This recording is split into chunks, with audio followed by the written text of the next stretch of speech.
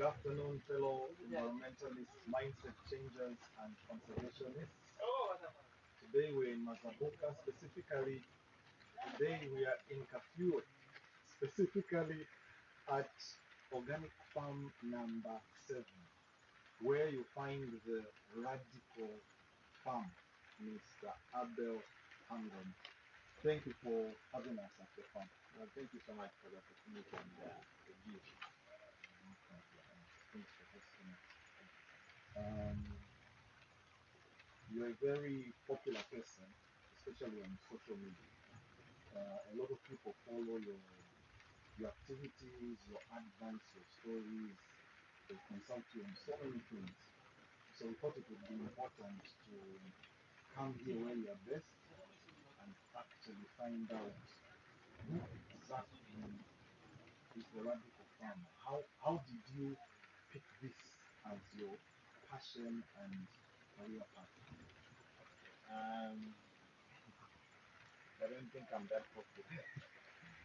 So, see why I chose farming and not organic farming, but why I chose organic farming. I love the part where you talk about changing the mindset. So, you see, there's this notion that agriculture is for old people, and we talk about young people are the future leaders, and we don't know when that future is coming because it keeps on being postponed. But I think for me, it's true young people are the future leaders, not only leaders from the mouth, but leaders in every industry. And I 100% believe with all my heart that agriculture is the foundation of every stable economy. Whenever you see an economy which is not stable, just look at how agriculture is being practiced. So why I chose to pick farming is for the reason that you see the way I think. You talk about the mindset. So I think about I'm always ahead of maybe by 2 years, thinking at what is going to be happening 2 years from now, what is supposed to be done for us to be able to meet what is going to be happening in the future. So like one of the things I'll tell you, one of the challenges that we are having, number one is the problem of unemployment. So unemployment is hitting on all levels, and this is one of the leading causes of early marriage, pregnancies, violence, too much drinking of beer, and also kind of crime. If people have got nothing to do, the mind is too powerful, it can't be kept in idle mode. So it has to find something to do, whether good or bad. So if someone is not doing something bad, good, then you end up doing something bad. So I say, okay, agriculture, when I look at it holistically, I find that it's one industry that can create jobs for so many people. Because if you have to look at the accountants, um, uh, the managers, most of the people who are working, they are working because of agriculture. Agriculture is like the foundation. So all the money the accountants are accounting, most of it is coming from the soil. You go to ShopRite, you go to Pick and Pay, you go to these clothing stores. Like when you go to Pick and Pay, almost all the products you talk about food is coming from the soil. You talk about you go to the boutiques, the clothes they are made from cotton is coming from the soil. So farmers actually like the backbone. You understand? So when we youths embrace farming, we are embracing the future. And the future is not going to come, the future is now. As in for me, I believe that the future is what? Is now. The future is not tomorrow, but the future is what? Is right now. So when because me, my background, I did computer engineering. So I'm a software developer and also a network engineer. But when I looked at what I was doing in that industry, compared to what I can do in the agriculture sector, there are so many guys who want smart tools. I said, no, let me push it into this direction, and I'm going to create opportunities for others and also for myself. So I chose farming because I see it to be a solution to the current problems of unemployment, health. People are sick, and the root cause of sickness is whether you like it or not is food. Like so, we're not in control of the food industry like Zambia and most African countries. So if you tell me that you're in charge of the food industry, you have to tell me are the companies which are making fertilizer Zambian, the companies which own the seed companies are they Zambians, the companies which own the pesticides are they Zambians. You understand? So if these companies are not Zambians but they're running in Zambia, meaning the people who are benefiting it is the owners wherever they are. And I've got no problem with them operating here. I've got no problem absolutely. But what I see is if we the people, the indigenous people can do something better for our country and also for our people, even better. You understand? So what they are are doing in our country cannot do in their country. You understand? So if they can do that in our home ground, how can we be able to do it in their home ground if we have failed to deal with them here?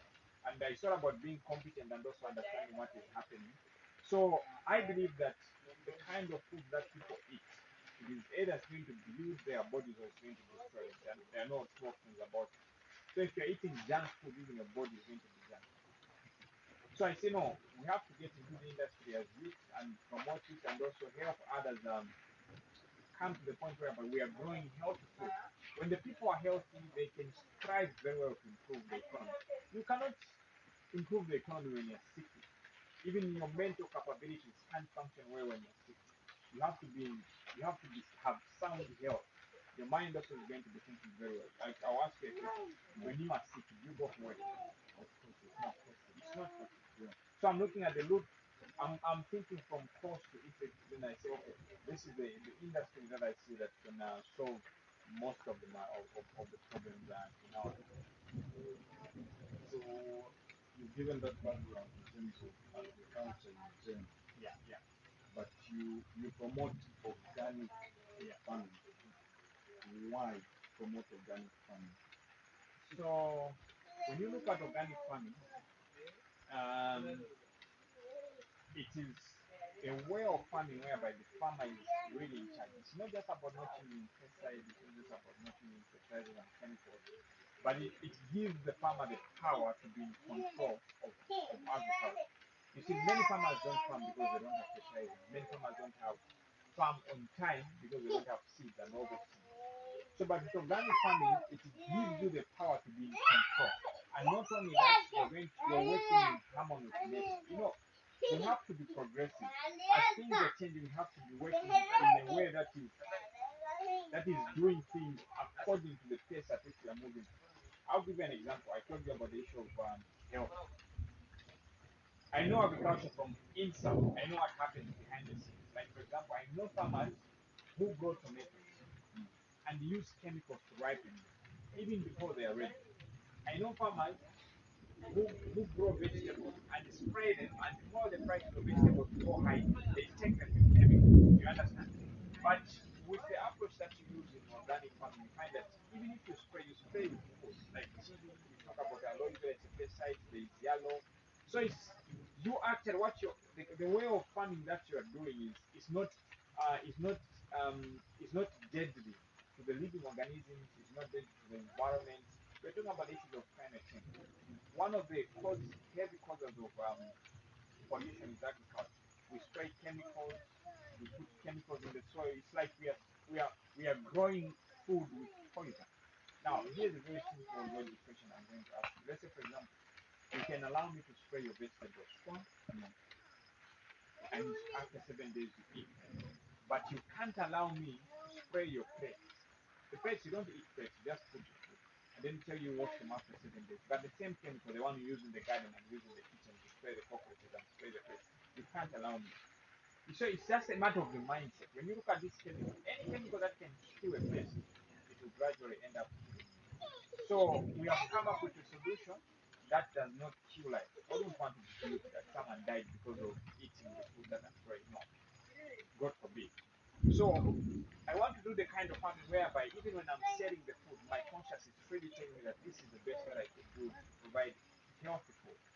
So you see, we're talking about the issue of climate change, and it has affected even the people who are innocent. You see, so I said, oh, what can I do? If I cannot change everyone, let me change myself. And I've decided to change. I've made a change. I don't care if anyone, if people don't want to change, that's their problem. As in, for me, I'll do what is right, whether I'm supported or not supported. And like I've got a free conscience, I've got a free mind. I'll do what is right because it is right. I don't care who does it and who doesn't do it, but I know this is what is right. So it's a solution to the problem of diseases. It's a solution to the problem of climate change. It is a solution to the problem of poverty. Many farmers don't farm because they don't have inputs. But with organic farming, you use the resources that are within you. Like, for example, we have this plant called comfrey. You plant it once and they're going to be harvesting for life. You use it to make fertilizer. So meaning Which plant is that? this one. What's the name again? It's called comfrey.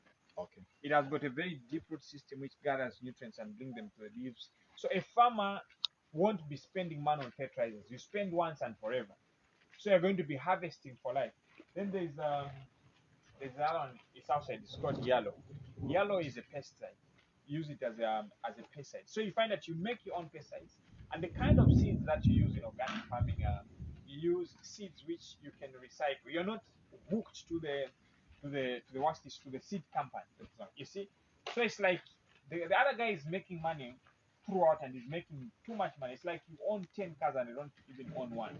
So with organic farming, it's like you are sharing your resources and you're moving at the same pace. No wonder you find that some people are just too rich, others are too poor. So the conservation or conventional way of farming is like there are few people who are benefiting at the expense of the suffering of the majority. You get the point. So like right now, the prices of fertilizer, one bag is more than 500 kwacha. And how many farmers can afford to do that? But with organic farming, a farmer is in control of these industries. He makes his own fertilizer, he makes his own pesticides, and even the seeds you don't have to worry because you can recycle them. You think what was happening maybe 30 years ago, whereby we are planting the seeds through and through. When the time comes, you plant on time. You understand? And these they can adapt even to the climatic changes. But now when you are depending on the seeds of another company, when the rains come and they haven't yet given you seeds, you keep on waiting until the rains are gone, then they bring when it is too late. Then there's poverty everywhere. You understand? So that's how I look at it. Organic farming is a solution to so many problems.